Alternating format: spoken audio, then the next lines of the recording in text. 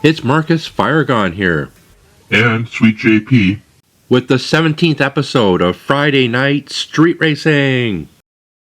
And big news from Death Valley. We fixed our lane reduction.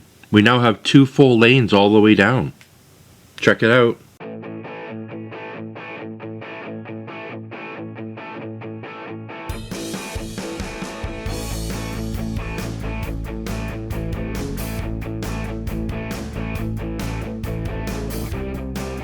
that's great, Marcus, because I have a Box Runner Wars event lined up to compete here at Death Valley. What's that? It's the Box Runners, Marcus. We gather the Box Runners together to compete. It's called the Box Runner Wars. Okay, but what's a box runner? You know, like they deliver boxes, Marcus. Box Runners are kind of like bootleggers of the Prohibition era, but they deliver humanitarian aid across district lines. Boxes of stuff, you know, like food, water, medical supplies, fertilizer, and even gasoline. Do I have to remind you, Marcus, that this is 2056, not 2026? They prefer to run performance-modified station wagons for their cargo space and low center of gravity. Box runners sometimes compete for who's the best. Bragging rights, you know? Well, let's park that for now, Sweet JP, because I'm here with the International Diecast Racing League, the IDRL.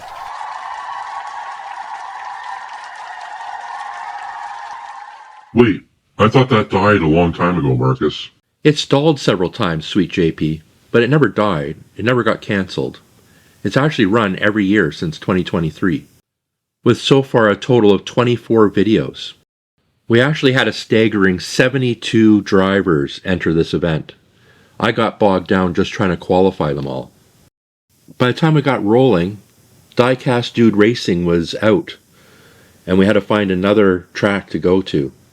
And then now others have quit as well, so Funkhouser's not available, Play Z, etc. I don't blame the track hosts. Life happens. Life happened to me too. Also some delays because I went down. So Treetops Raceway Park stepped in, thank you very much, and ran them last year. Now, thanks to Bent Rod Racing, they're heading there for the next round. I'm too nervous to ask Bay City Diecast Racing if he's still in or not. And we need another track between Bent Rod Racing and Bay City Diecast. But we will get there, even if they come back here to race at Death Valley again. That's great, Marcus, but what about the other cars that didn't qualify? I thought there was a second chance race and stuff like that. I'm so glad you asked, Sweet JP. Here's the map. I know it's difficult to read. Look at the top right.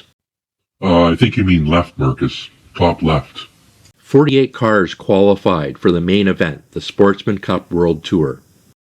32 of those cars went on to Treetops instead of Diecast Dude, and 16 were eliminated. Those 16 cars go on for a second chance event. It was supposed to go to another track, but they're going to remain here at the new Death Valley track. The bottom 24 cars that did not qualify, indicated in red at the bottom, only did timed runs. So I'm also going to race those head-to-head in groups of 4 and eliminate down to one winner, and we're going to call that the Last Chance Cup. So here's how the final event will look. It'll have the top 2 of the IDRL plus the winner of the second chance and the winner of the last chance all race off in a finale. So here's the revised Sportsman Cup World Tour. So as I said, they just finished up at Treetops. Now they're heading to Bent Rod Racing, which was supposed to be 2 hosts over after Funkhouser. So instead of, he's going to get 24 cars, but he's only going to qualify 16 to go on to the next stage, and he's going to eliminate 8. Then, whatever the track host that gets them next is going to take it from 16 down to 8, so that Bay City Diecast Racing can take the last 8 and narrow that down to the first and second place winners.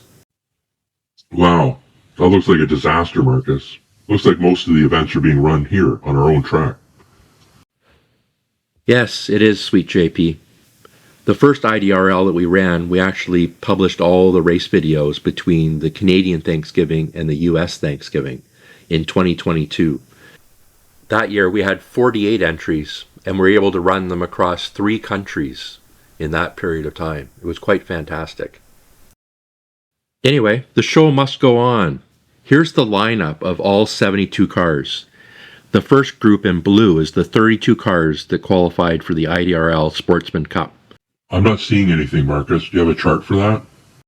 Hold tight, it's coming up. I'm just trying to explain it first. The green group in the middle have 16 cars that were eliminated, so they're in the second chance cup run. And then the last group is 24 cars in the orange box that have the last chance.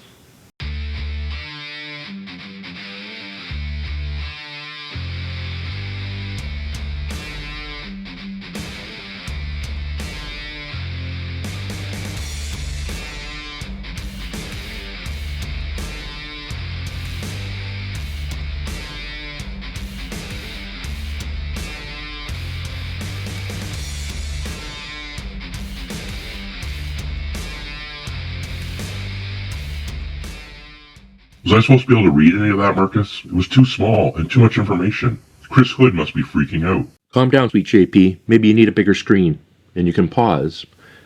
It shows the rank of each car, the driver name, the team name, the total number of points earned, and their qualifying times or best time on the track, which we used as a tiebreaker.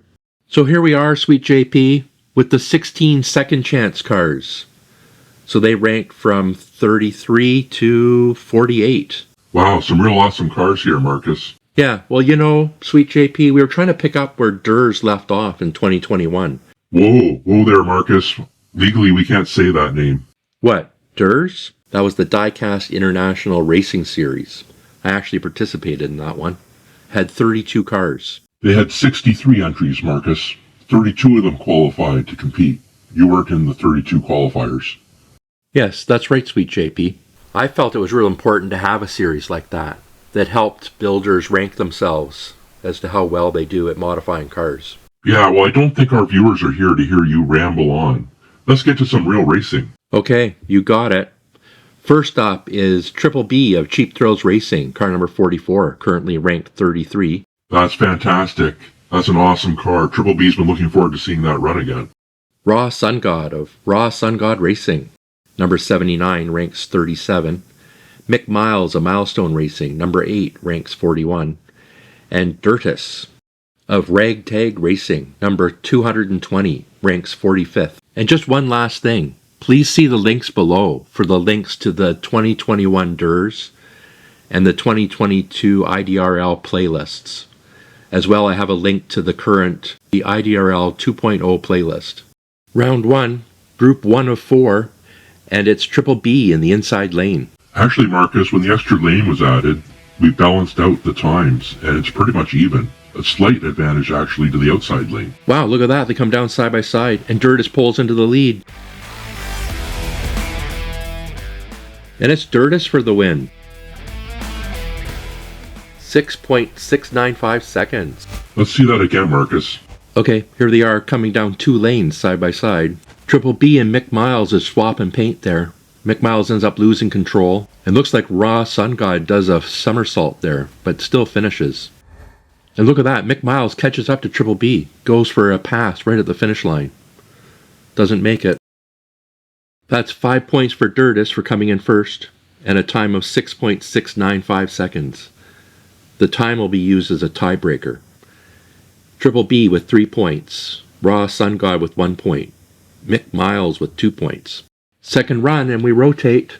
Triple B's now on the back row, Dirtus front row inside lane, Mike Miles outside lane. So Marcus, these cars are ranked 33 to 48th, correct? That's correct, sweet JP. So the winner of the second cup would be ranked 33 overall. Ooh, both Mick Miles and Raw Sungod get passed from the outside lane and lead the way down. So I was thinking, Marcus, Triple B is already ranked 33, so he's really got to hold on to that spot if he wants to go on to the finals. That's right, sweet JP. Hopefully Triple B can hold on to his spot, but it opens up the possibility to others. Anyways, that's a win for Mick Miles with a time of 6.695 seconds. Wow, that's the exact same time as Dirtus got in the first lap, Marcus. Yeah, and they're tied 7-7, so they're tied on time and points so far. And Raw Sungod picks up 3 points, Triple B only 1 point this time. They're tied 4-4. And third lap, and it's Mick Miles in the inside lane. And Raw Sungod in the outside lane.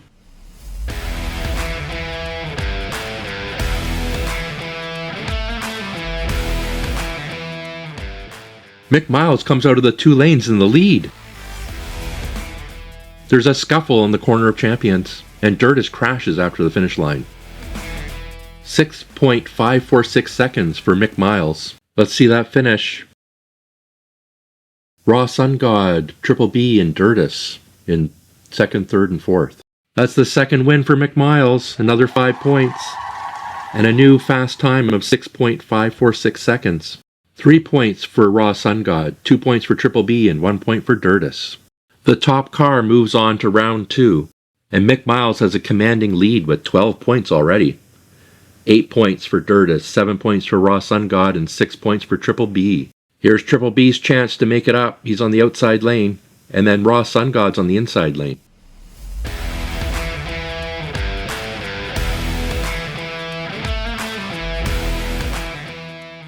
Raw Sungod and Mick Miles hold on to the lead from the inside lane. Mick Miles spins. Triple B passes him. Triple B closes the gap, but it's too late. Raw Sungod wins. Oh no, where's Mick Miles and Dirtus? I think they're out.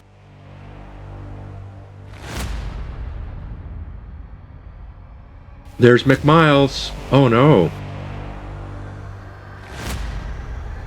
And Dirtus. Oh no, this is tragic. And this is the first crash on the updated track. Let's see that time and then we'll have a replay. 7.082 seconds. Mick Miles just gets into a power slide there and then goes over the curbing on the inside of the turn. I don't know, Dirtus just lost control there and crashed. Raw Sungod slides through the corner of champions. That's one of the slowest times. So there it is, it's official. Raw Sungod came in first on that lap for 5 points and a time of 7.082 seconds. And then in second was Triple B for 3 points. No points for Mick Miles or Dirtus. 9 points overall for Triple B, not enough, and only 8 points for Dirtus. But Raw Sungod and Mick Miles tie with 12 points each. The tiebreaker is the time of 6.546 seconds. So Mick Miles wins. So Mick Miles advances to round 2. And it's Group 2. DD of Big L's Custom Diecast. The Pool Guy of Dogtown Racing. Bolo Brown of Miniature Car Racing. And Jin of NeOnCity Outsiders. Jin's got that preferred outside lane, and DD's got the inside lane. Lap 1.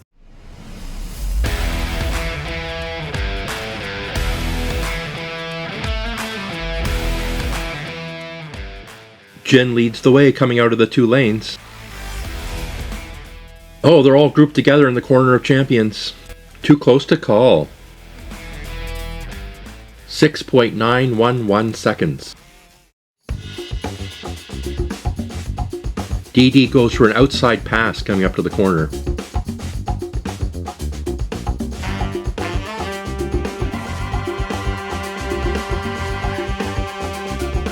It's Jin, DD, the Pool Guy, and then Bolo Brown.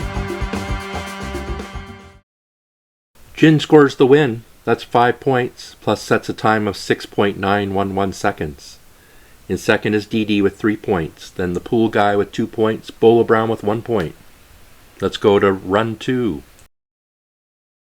Now it's Jin in the inside lane and Bolo Brown on the outside lane. Marcus, shouldn't there be like a finish line camera? Well, we have a finish line camera, sweet JP. Just haven't been able to find it recently. Hashtag finish line camera. Oh no, there's a crash. Bolo Brown's off. That's a strange spot for a crash, Marcus. Jin's way out in the lead. He wins. That's his second win in a row. Then it's the Pool Guy and then DD. 6.482 seconds. Is that a better time?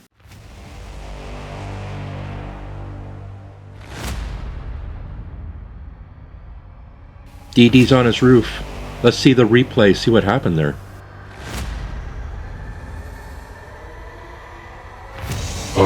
I do think he gets pushed from behind, Marcus. I think that's foul play by the Pool Guy. takes Bolo Brown out. Yep, I think you're right, sweet JP. 5 points for Jin, and a new faster time of 6.482 seconds. Then we have the pool guy in second with 3 points, DD in third for 2 points, and Bolo Brown did not finish. And minus 1 point for the pool guy. No, it doesn't work that way, sweet JP. Bolo Brown in the inside lane, and the pool guy in the outside lane.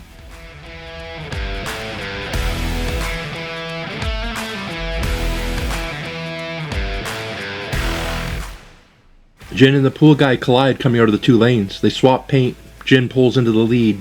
Somebody rolled there. Ooh, and the pool guy crashes at the finish line. 6.546 seconds. Was that Bolo Brown? Oh no, DD rolled over. Okay, here's where Jin and the pool guy collide, and DD does a roll.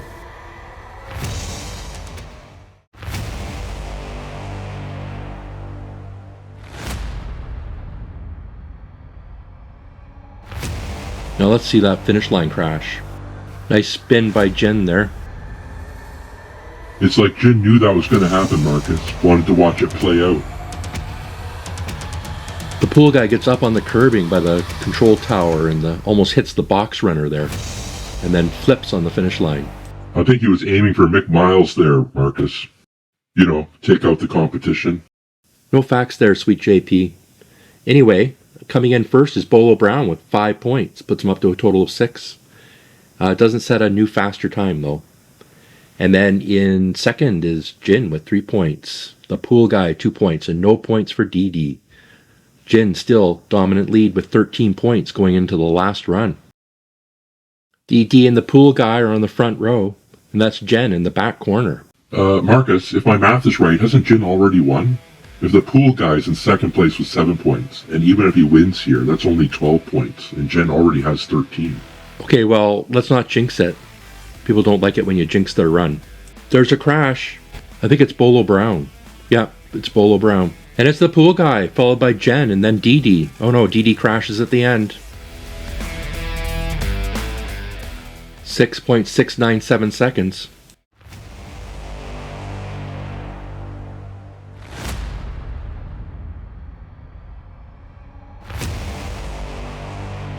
Yep, there's Bolo Brown. That's a shame, Marcus. His car's just not performing as well on the new track. Expect a letter from his lawyers. Hey guys, you talk all over the runs. It'd be nice just to watch a run with the music in the background. Oh, thanks, Cooper. Cooper has spoken. Let's hear the results, Marcus. I mean, it's obvious Jin won. He was already won it before the lap started. Well, the pool guy won that run for 5 points. Didn't set a new faster time, though, with 6.697 seconds. Total of 12 points. But the big winner's Jin, with 16 points plus the fastest lap time. Jin will be advancing to the next round.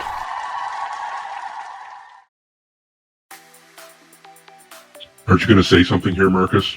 Okay, well, it's the IDRL Sportsman Cup. It celebrates 60 years of muscle sports cars from 1963 to current.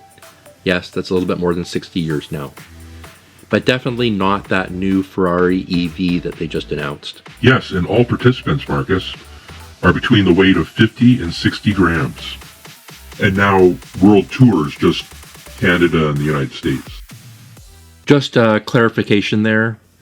The cars that were entered in this event are between 50 and 60 grams, not our participants. Our participants are real people with real weights.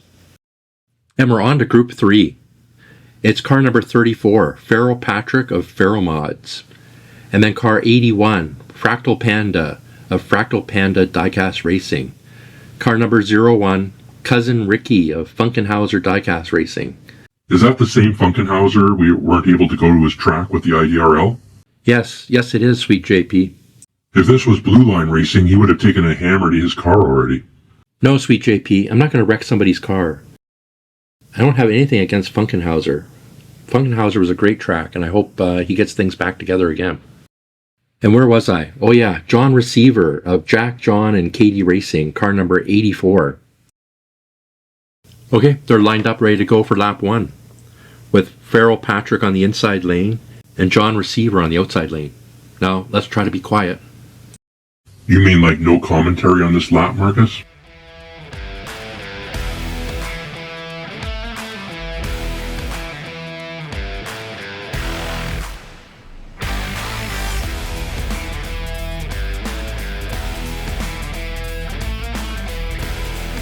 .546 Well, Feral Patrick won that one, so that's 5 points and set a time of 6.546 seconds. In second place, Fractal Panda with 3 points. Third place, John Receveur with 2 points. And last place, Cousin Ricky with 1 point. So what do you think? Comment below. Do you like commentary or like music?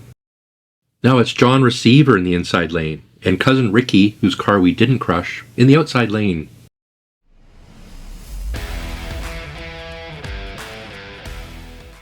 I was expecting you to say something, sweet JP.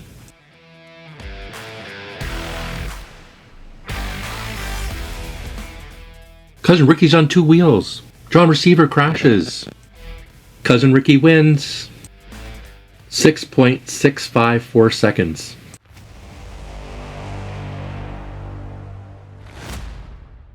Let's see what happens to John Receveur. I think he hits Fractal Panda, putting him up on 2 wheels. Then he spins and gets tapped by Feral Patrick. Fractal Panda flips over, but then gets pushed across the line by Feral Patrick.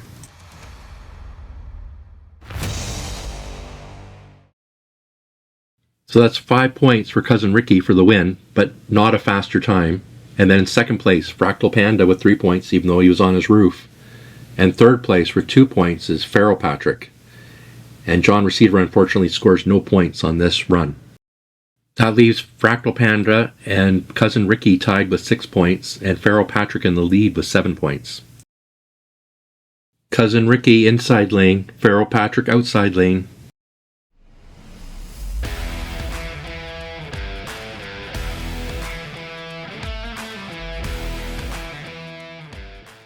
Ooh, did you see that? Feral Patrick and Cousin Ricky side by side coming out of the 2 lanes. It's Cousin Ricky way out in the lead with a time of 6.652 seconds. That's the exact same time he got last lap, Marcus, and from a different lane. Wow, that's right. That says a lot about our balanced lanes. Well, anyway, that's 2 in a row for Cousin Ricky, so another 5 points.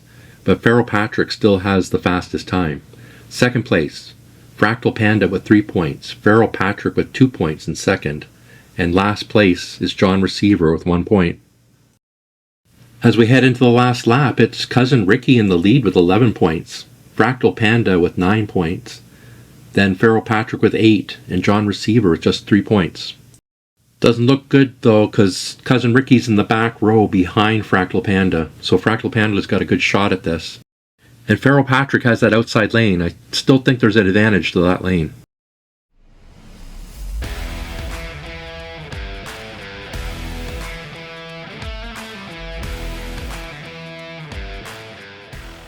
Feral Patrick's in the lead. Feral Patrick spins. It's a 180. Gets tapped by Fractal Panda. 6.738 seconds. Fractal Panda wins that run with 5 points and still has the fastest time set on his first lap with 6.546 seconds. Then we've got in second place Fractal Panda, got 3 points. Cousin Ricky, 2 points for third, and John Receveur, 1 point for fourth again. Feral Patrick wins and doesn't even need the tiebreaker time. He's got 14 points. Cousin Ricky a close second with 13 points, and Fractal Panda not too far off the pace either with 12 points. And Cousin Ricky, no hard feelings. We love your car, the General E. Awesome job. But it's Feral Patrick of Feral Mods that'll be going on to the next round. Oh my goodness, can't believe we're already 25 minutes in and we're just starting Group 4. I want to get through this group to end off the race day. So sorry, we might go a little bit overtime. You talked too much at the start of the event, Marcus.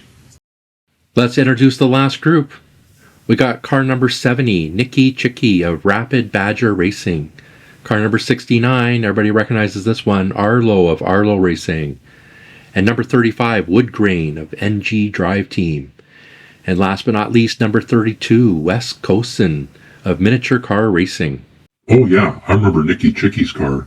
This has that metallic flake nail polish type paint. Okay, yeah, don't get too technical on us there, sweet JP. Run 1, Chicki's got the inside lane and Wes Coasin's got the outside lane.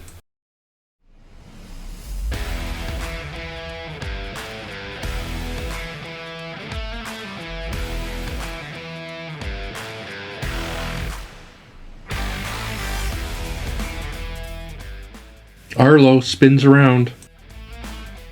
Chicki way out in the lead, and with a time of 6.954 seconds. Chicki wins for 5 points, sets a time of 6.954 seconds. Second place is Arlo with 3 points. Third is Wes Coasin with 2 points, and then Woodgrain, fourth with 1 point. Now it's Wes Coasin with the inside lane, and Woodgrain with the outside lane.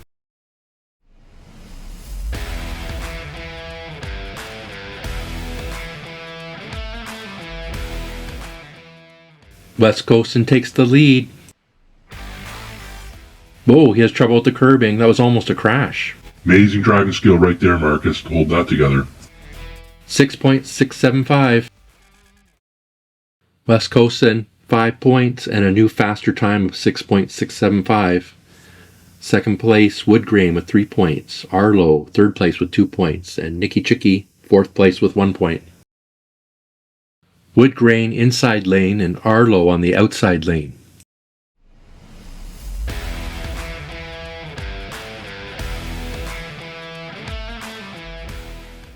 Arlo pulls into the lead. Woodgrain and Wes Coasin on 2 wheels. Woodgrain flips. Woodgrain's out. And Arlo's across the line.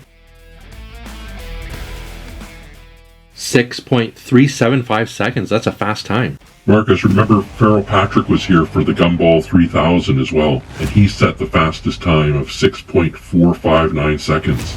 Arlo's time here actually beats that time, and Farrell Patrick's Gumball car is about twice the weight.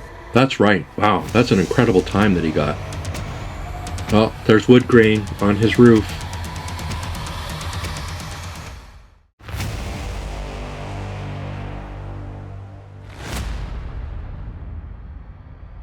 Wow, Wes Coasin steers around him there. Could have got caught up in that crash. Okay, so 5 points for Arlo and a new fast time of 6.375 seconds. And in fact, the track record right now.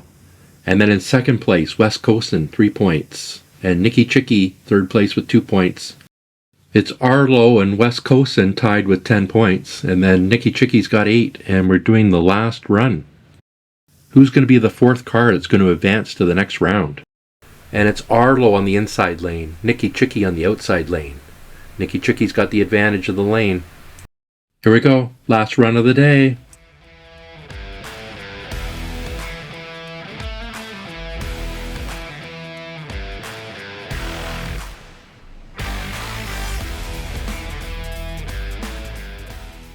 Arlo pulls away, commanding lead. 6.611 seconds. Arlo, second win in a row, and has the fastest time of 6.375 seconds. 3 more points for Chicki, 2 more points for Wes Coasin, 1 point for Woodgrain. That puts Arlo as the winner with 15 points. Second place, Wes Coasin 12, and then Chicki with 11. Arlo advances to the next round. Arlo really knows how to build a car. Wow. Here's the 4 finalists of the Second Chance Cup. Join us in 2 weeks for the second round. We're going to find out who advances to the Bone Shaker.